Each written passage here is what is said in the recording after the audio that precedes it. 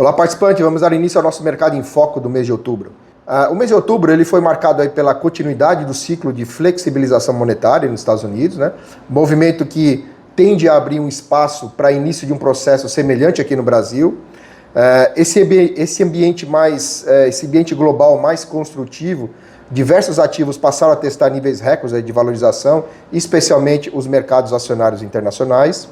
Um outro ponto de destaque, né, no mês de outubro foi o impasse entre os democratas e republicanos para aprovação do orçamento fiscal de 2026 nos Estados Unidos, o que resultou no famoso shutdown, que é justamente a paralisação de vários serviços, né, não essenciais do governo federal por falta de orçamento. E muitos funcionários federais, eles são liberados e não recebem salário até que o orçamento seja aprovado, até que entre em um acordo, né, tanto os democratas quanto os republicanos. E esse movimento, além de afetar o funcionamento aí da máquina pública americana, essa situação ela comprometeu a divulgação de vários indicadores importantes, tanto de atividade quanto de inflação.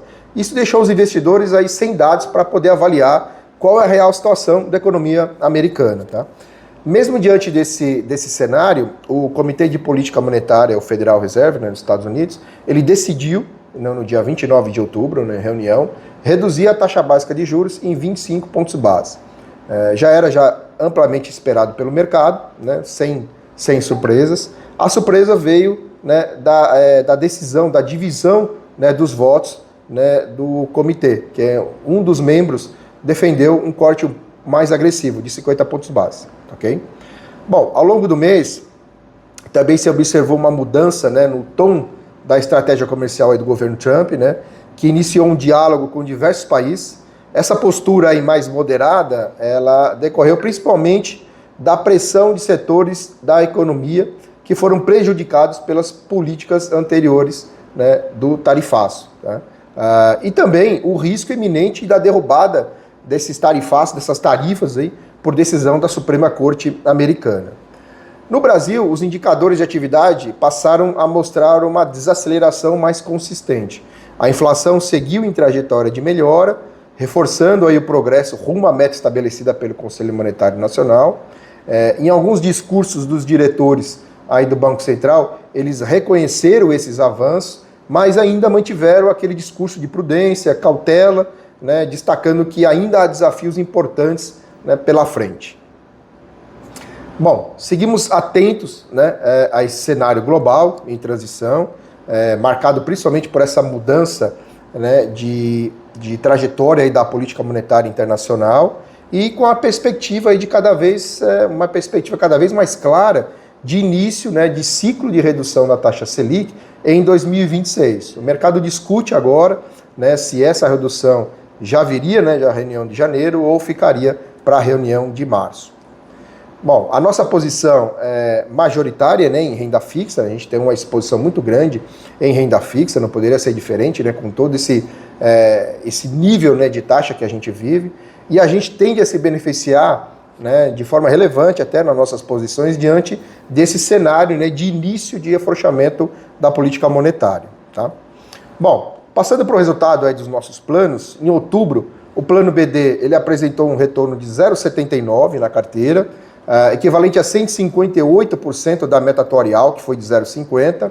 O acumulado no ano até o mês de outubro, o plano apresenta um retorno de 8,83%, equivalente a 108% da meta atuarial de 8,19%. O plano CV, o retorno do mês foi de 0,86%, representou 160% aí da meta atuarial, que foi de 0,54%. No acumulado do ano até o mês de outubro, o plano acumula um retorno de 10,39%, equivalente a 129% da meta atuarial de 8,06%.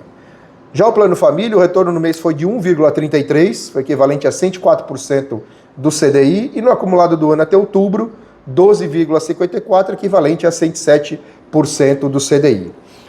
Eu acho que vale a pena ressaltar aqui que em alguns movimentos, quando a gente vê uma taxa Selic muito alta, devido à composição da nossa carteira, né, a nossa carteira basicamente, mais de 90%, é indexada à inflação. Então, em meses que você vê uma inflação muito baixa, a gente acaba ficando um pouco mais distante, né, do CDI. mas isso é num período muito curto. Se a gente analisar um período longo, né, de 10 anos, né, nós vemos que o plano BD está com 140% do CDI e o plano CV ele bate em folga 128% do CDI.